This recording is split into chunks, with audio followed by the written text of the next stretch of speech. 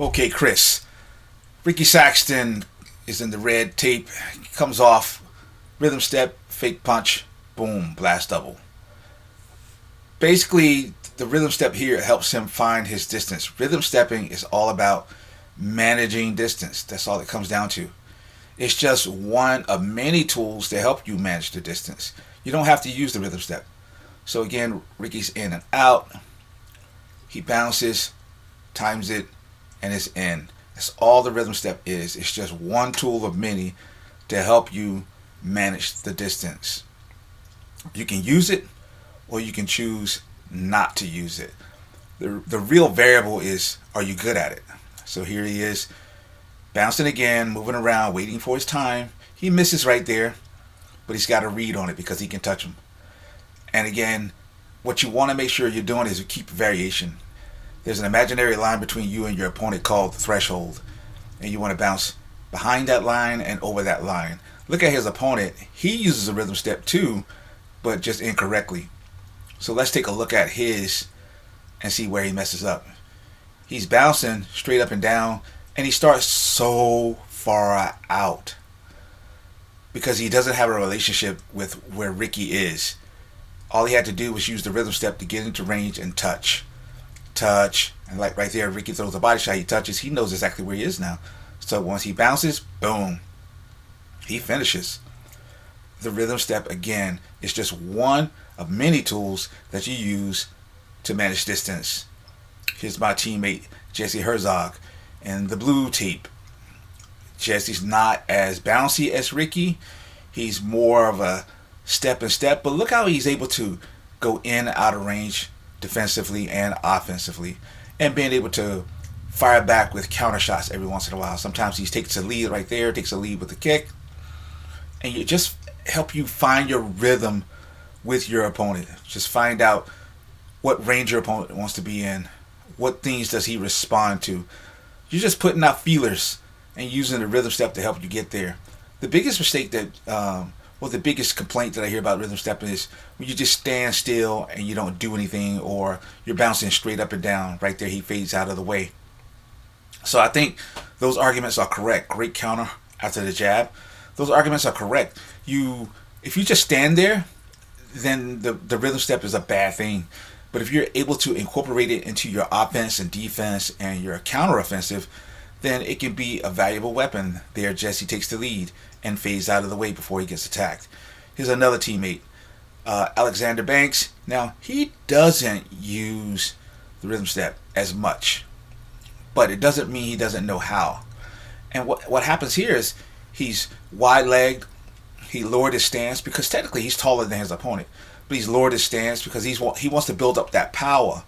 The problem with it is that it allows his opponent to catch up with him, and his opponent is able to push him up against the cage. And in this fight, he kept him there the rest of this round. He kept Banks up against that cage, took him down, and just had him pressed. But in round two, Banks made the adjustments, and what you're going to see is he's going to go in and out of rhythm step when he needs to, but for the most part, he is going to take the lead with his footwork. Starts here with a big powerful kick, and he's just going to get going with a lot of singles, onesies, and they're going to have pop behind them. All of them are going to have really good sting, good jab here, and look at him fade out of range. So even though he's not using the rhythm step, the things that we work on, like learning how to time your opponent's and movements, and learn how to read your opponent's movements, that's what's more important. That's what he's doing here, is managing that distance by all the other mechanisms, not necessarily because he's bouncing in and out or up and down. And you see right there, he used it just a little bit, then he goes back into what he wants to do. And if you're gonna have that style where you lower your stance, then you got to get off first. You got to be first. You got to go. And that's all it came down to. It's just like saying, okay, if I'm not going to do this one thing, I'm not going to use this one tool, and I'm going to use another tool, be good at it. And that's what it came down to. You just have to be good at it. Get off first, reset first, get off again. So here's Ace in the red shorts. Ace reached out to Dominick Cruz, And Ace actually got some feedback from Dominic in terms of like being able to bounce in and out. Again, may not be the style of my choice, but the bottom line is you have to be good at it. So where do you get good at it? You ask me, how do these guys break the rules? You break the rules in the gym. All right. Now, if I'm recording this, I think I'm the one recording this, then it must means that I allowed it. All right. So I'm not yelling at Ace. I'm not telling him to get into structure, to correct his posture.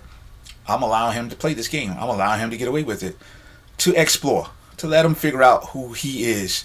Ace had already had some boxing experience, and I've seen him bounce in and out before.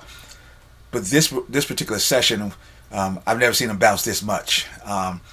Just in and out. I like this little walk around that he does and comes back with a pop. I love that. That's the most I've seen him do it. But it's okay because I'm letting him discover who he is. Let him find that style. Again, would I say use it all the time? No, I wouldn't want you to use it all the time because it's a very tiring style. All right, so pay attention to Nick Grady and the white gloves. Something you see with him is it's a lot of styles going on in terms of his footwork. All right, so this is a playful round, but that doesn't mean that the skills aren't there. Another guy who's not going to use a lot of bouncing in and out, but it doesn't mean he can't do it when he wants to do it. And again, when it comes to the range, when it comes to the distance, it's really about making the read, about understanding. I love his little side steps. His side steps are awesome. And that first step, you see how he came off the distance? He just came out of range and just shot across because he understands the distance. He understands the little touches that he makes, the little adjustments that he makes in the movement, getting closer, extending the range. And that is my thoughts on rhythm stepping. I am Coach Sess, and you've had words with the Mad Coach.